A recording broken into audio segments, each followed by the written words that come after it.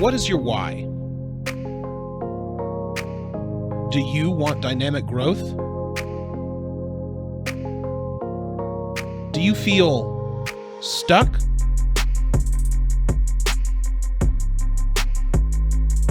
It's time to fix your why. I'm Billy Ryan, and thank you for joining me on the Fix Your Why podcast.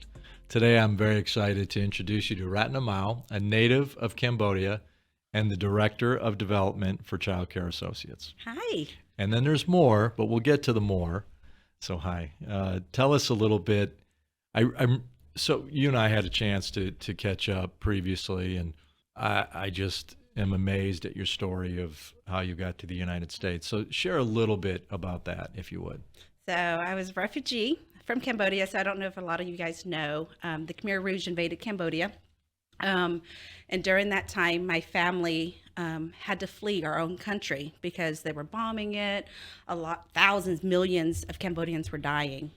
So once my mom had me in the hospital, the hospitals were being bombed, and so we decided that we needed to go to Thailand, where the refugee camp was at, because we needed to better ourselves and to make sure that we were going to still stay alive. And so my mom and dad traveled by foot to Thailand for 3 days, 3 nights, made it to Thailand, and we were there for 2 years. My parents met a lot of the Cambodian families there, and they helped us fill out the paperwork, and we got accepted 2 years into the process 1 month before they closed it.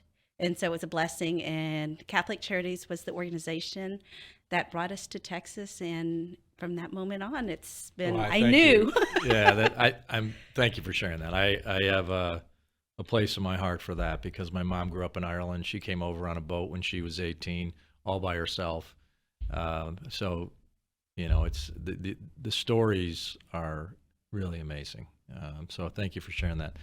So tell me a little bit about your growth as a professional. We talked about education, and your parents stressed the importance of education. Tell me about your commitment to education and how you made early choices in your career. So we were the first generation coming to America. We didn't know the language, and so it was a really hard struggle for me. Even when I started kindergarten, that was even hard for me because I didn't know the language. And then I got to first grade, and that's when I first experienced oh my God, they held me back that year as my first grade. And so my parents were like, no, education is very important, Rattana. This is the only way you're going to get out of poverty. So we had to push ourselves. I was in ESL class, and then once I figured out, it clicked in my head, and I knew English, and it was like, okay, got to high school, and I was like, I'm going to college. Was the second one. My older sister went to TCU, and then I was the second one, and I decided to go to Arizona State because I wanted a business degree. And then once I got there, graduated, and I was like, oh, I'm not ready yet. And I wanted to get my master's, and first generation to get my master's, but nothing, my parents couldn't help me fill out the application. They couldn't do anything. So it's all by trial. So Wow. Filling the application for college was all on me. Doing all the application was all on me. And my parents were there to support me and what they could do, and just having that moment to know that it was all on me, and being able to be like, oh yeah, I did this. And so when I tell my kids now, I'm like, well, I'm not helping you because my mom and dad didn't help me. Yeah, they need to listen to your story. Your story was not an easy story. Yeah. And so, but yeah, from that moment on, it was like, I wanted to better myself. And once I got my master's, it was like, okay, what am I going to do next? And got into the financial industry, and I love numbers. Became really, really great at it. I was one of the youngest managers for a bank, and then stayed in the industry for about 20 plus years, built a great team, built a great clientele and stuff. And then all of a sudden it changed for me because I was like, I needed a purpose. And what was my purpose? I struggled even getting to America, struggled through, even my education piece of it. And then now it's like, God's blessed me. He's blessed me. And now what am I going to do with all my talents? And so I started an event company because I was doing a lot of events on the side and giving back to nonprofits. And I was like, oh, this is great. and I had an opportunity to work with one of those organizations in Fort Worth. Didn't realize it was one of the largest one. And so the CEO had reached out to me and she was like, will you be my director of development? And I was like, no, because it was going to be out of my comfort zone. Sure. So like, I'm like, no, I've been in the industry for 20 plus years. I don't want to do that. And 2 days later, another organization had reached out to me too for the same position. So I felt like, oh, maybe that's my reasoning. I need to do this. Well, it's a great story because the mere fact of your family making it to the United States was a huge accomplishment, right? Yes. And yet you're somebody who continued to push. And I'm sure part of that is your gratitude for being in this country and having the opportunities that you have here. But a lot of us have opportunity and we don't make the most of it. And, we talk a lot about purpose on this podcast, the Fix Your Why podcast. And, purpose drove you from, really you had the event business you were doing while you were still in the banking industry, right? Yes. So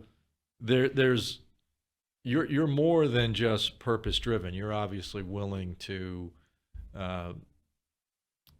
maximize all the time that you have in front of you and make the most of it, which is wonderful. I didn't sleep a lot. You must not have.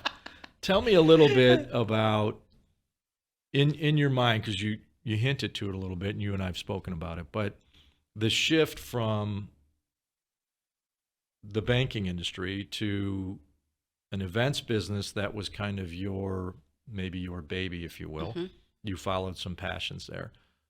But today you're a nonprofit. That's a big journey. First of all, how long did that journey take? Oh, forever. No, it felt like forever. It felt like forever. So in the banking industry for 20 years, but when I started the event company, it was 2 or 3 years, and then all of a sudden, that's when the opportunity came after the third year. And so I was like, oh my God, I'm scared. I was scared. I'll be honest. I had to pray about it. I had to ask my sister. I had to ask my mom, like, am I crazy? Why were you scared? This? I didn't want to fail. Okay. I didn't want to fail because in the corporate world, I was doing good. I became a great manager at a young age, could lead people. And so my manager at the banking industry knew when I started, they're like, yeah, we want her to manage. She's going to lead people. And I was like doing it. And all of a sudden it's like nonprofit. I've never done nonprofit in my life before. And so I was and yet you're doing it. and your purpose led you to the events business while you were in the banking industry. Mm-hmm. And there had to be an underlying purpose. Correct. That allowed the nonprofit opportunity to appeal. Because, you speak about you were scared because you didn't want to fail, and yet you accepted that challenge. Because you could have kept doing what you were doing, right? Yes, I could, but it was like, but you had this opportunity, and that's how I saw it. I had another opportunity, and it was like, it's not going to come back. Mm. So I told myself, I'm like, Rattana, you got to get over this fear and be okay with it. And yes, you are going to fail, and it's okay if you fail. But it's something that you're going to have to learn and understand. So, it's, I had a conversation yesterday. I was speaking to a group, and one of the participants asked the question about, how do you know if the path you're taking, the product you're creating is the right one? And, if you feel a little bit of discomfort, and we talked about how sometimes discomfort presents when you're doing something, one, that you haven't done before, but you're also creating something maybe in your life or maybe for a client or whatever that is innovative. When you're innovating, you are in a place where no one's been before, right? Because you're trying to do something different. You're trying to make your mark. In your life, you made a choice to get out of your comfort zone, to take a risk, but still you had to have been driven by some value that was important to you. And maybe, talk about it. Was it that you were giving to others? Was What was appealing about the new opportunity that allowed you to take so much risk? I remember the moment when my mom did an article in the Fort Worth, Texas magazine, and she said, I needed to get to America for my kids. And that moment, whenever I made that decision to jump from for-profit to nonprofit, was because of that. My mom sacrificed her life for me. So I was like, it's my turn. It's my turn. And I feel like now that I'm in the role that I am for the nonprofit I'm working for, I came full circle. Wow. So the kids that we serve are poor. They're brown, little black kids, white kids, Asian kids. I'm that kid. I was that kid. And so I felt like, okay, Rattana, you have an opportunity now to affect these kids and give them an early education, because you didn't have it, because again, you struggled. Your first grade, you got held back. Yeah. But that didn't stop you. You went on and got your master's, Did you know that though before you accepted the opportunity? Did you know that you were going to be helping people like yourself?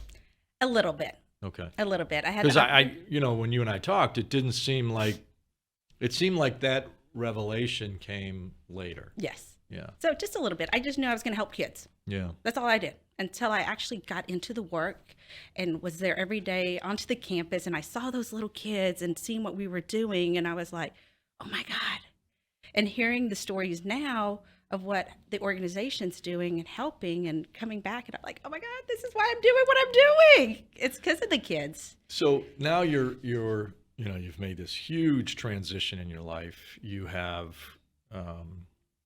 you're doing something you're passionate about because you're helping kids. But now that you've been doing it for a bit, what are the challenges? What are the things you missed before you accepted this new opportunity?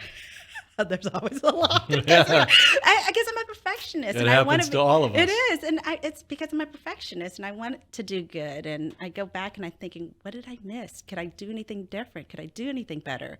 So yes, I think that every day. And, I've got my list going on in my head. And, I wish I could help everybody. I can't. I wish we had more money. I wish we had more people to help, but I can only do so much. And you respect the leadership at this organization, and Yeah. you feel honored to have a seat at the table. That perfectionism, I think the organization's lucky to have you. Somebody Thank who's you. in a position, you're in a critical position for the organization. And when you're doing development work, fundraising, if you will, for nonprofit, you have to be able to speak the mission succinctly in a way that connects with potential donors, or maybe it's grant organizations or whatever. Yeah. Do you feel like you've been able to do that? Have you, really, to use the podcast, do you know your organization's why? Yeah, it's my story. I tell them my story. That's awesome. And so to come back and be like, I know firsthand. And I tell them, I said, thank you for giving me that opportunity. Yeah. And so now let's help the other kids in the future generation.